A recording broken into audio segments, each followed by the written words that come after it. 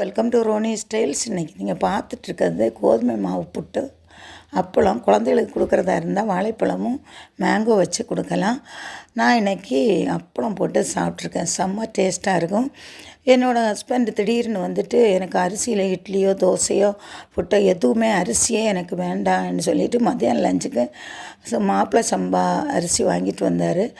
நான் அது மத்தியானம் லஞ்சு அவருக்கு மாப்பிள்ளை சம்பா தான் சோறு வச்சேன்.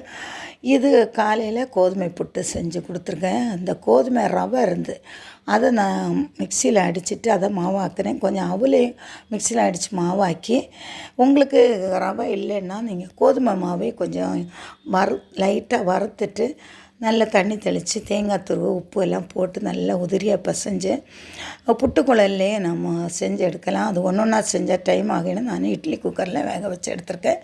எடுத்து அப்பளம் போட்டு சாப்பிட்டேன். செம்ம டேஸ்ட்டாக இருந்து குழந்தைகளுக்கு மாம்பழம் வச்சு கொடுத்துருக்கேன். வாழைப்பழமும் சர்க்கரையை போட்டு சாப்பிடலாம்.